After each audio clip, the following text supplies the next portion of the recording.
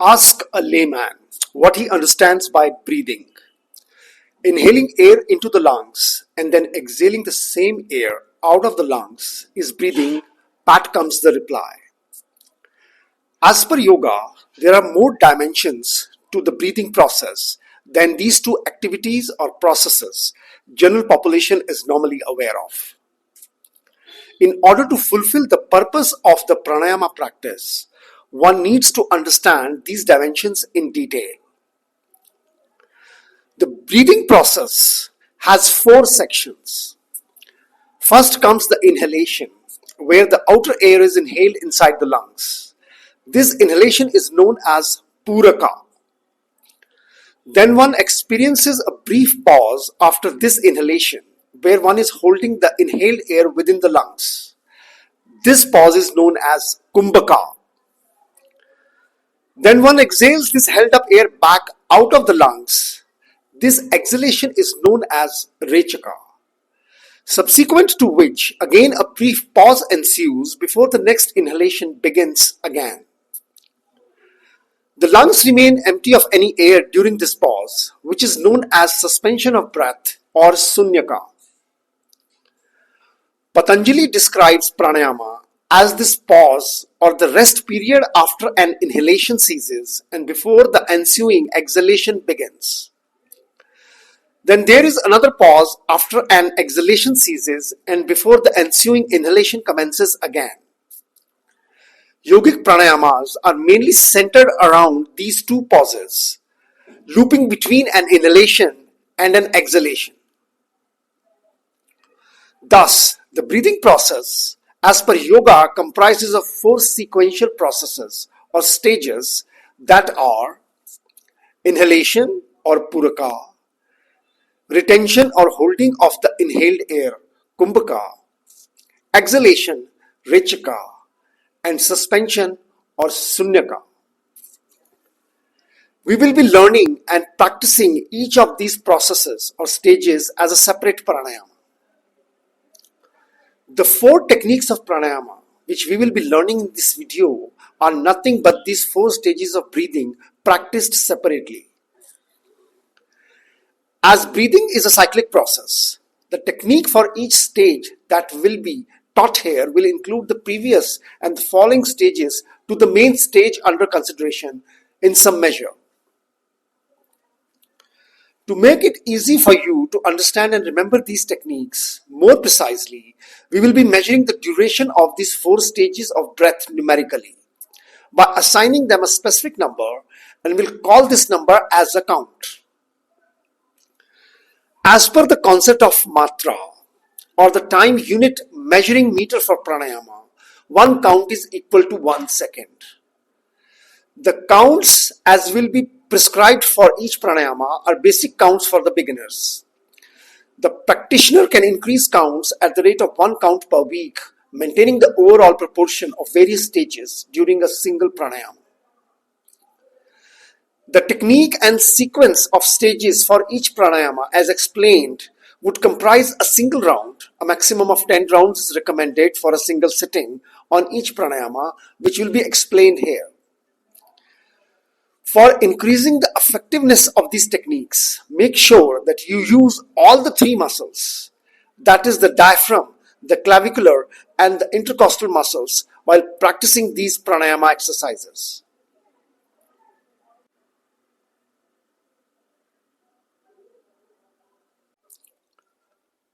First, we will start with learning to practice the first stage of breathing, or the Puraka Pranayama. For doing this pranayama, sit in any meditative posture. Consciously relax your shoulders, facial muscles, and elbows. Place your hands on the thighs above the knees. Close your eyes. Keep the spine erect and the chin held parallel to the ground.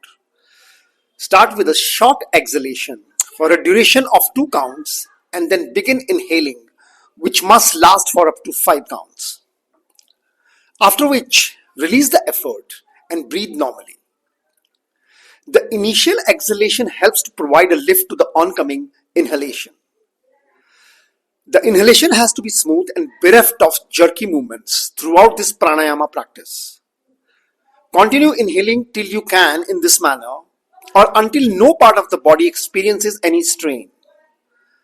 The moment strain sets in, release the effort because that's your inhalation capacity limit and breathe normally for a round or two. Beginners can start with 2 counts as exhalation and then 5 counts as inhalation. People suffering from cardiac issues, hypertension, and pregnant women should avoid this pranayama exercise. This pranayama exercise would force open every unused alveolus, that is the air cell in the lungs, along with stimulating the sluggish ones. Since the inhalation process is prolonged here, more oxygen is ingested and made available for the body cells to be used, boosting the overall health in general. It also helps increase the breathing lung capacity.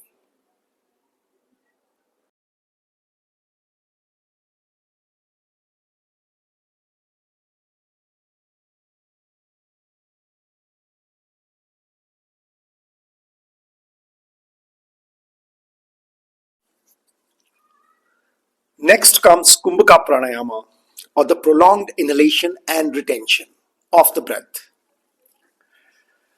The preliminaries and the sitting posture remains the same as explained before with reference to the Puraka Pranayama.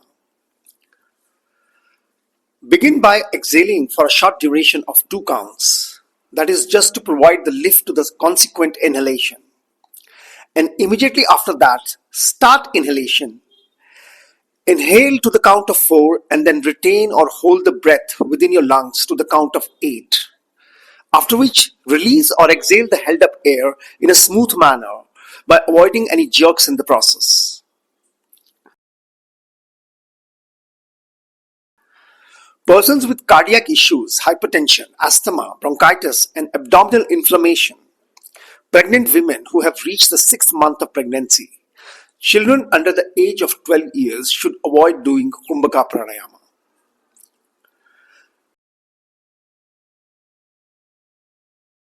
Regular practice of Kumbhaka Pranayama will establish the regulation of breath, improving the general respiration of the practitioner. This pranayama helps improve concentration of the mind. It provides proper intrapulmonary and intrathoracic pressure, which aids in improving the overall health. It also helps increase lifespan of the practitioner. Moreover, along with increasing the lung capacity in general, it also helps reduce the strain on the circulatory system.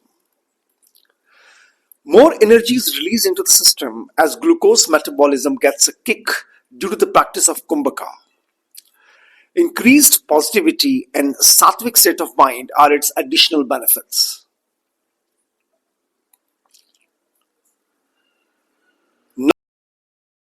Now we will learn to practice Rechaka, or the prolonged exhalation. The preliminaries and the sitting posture remains the same as explained before with reference to Puraka and Kumbhaka pranayamas. For Rechaka, beginners can start by inhaling for 2 counts, holding for 4 counts, and then exhaling for 8 counts. Draw your abdomen inwards while exhaling, and when the exhalation is complete, suspend for 2 counts. Then release the abdomen. Take some normal breaths between 2 rounds of Rechaka Pranayama.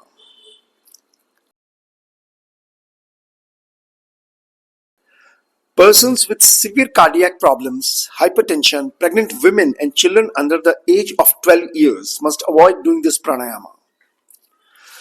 Though cardiac problem, which is under control, will benefit from this pranayama.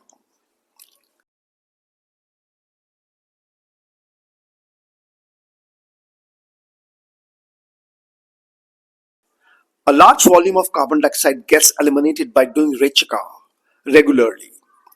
This eases nerves.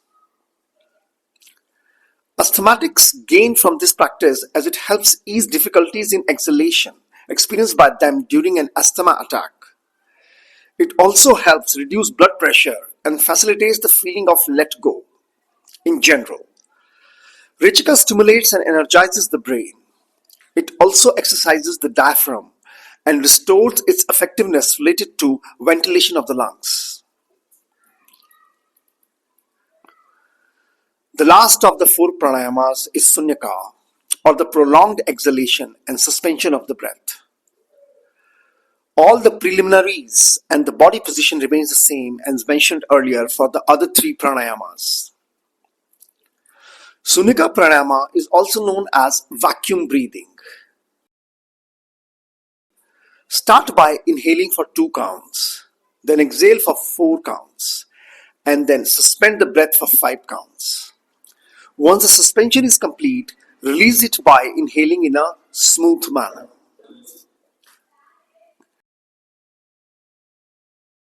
Persons with severe cardiac issues, abdominal ulcers, abdominal surgeries, or blood pressure conditions, and children under the age of 12 years must avoid doing Sunyaka Pranayama.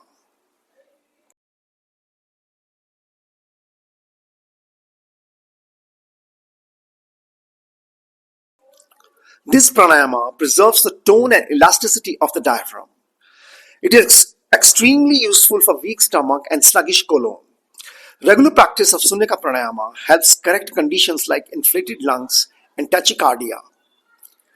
It induces thoughtlessness. Blood pressure is reduced by doing Sunyaka around abdominal organs. Elimination of toxic carbon dioxide from the lungs happens more efficiently. It helps to improve overall blood purification and circulation by applying internal pressure on the abdominal organs.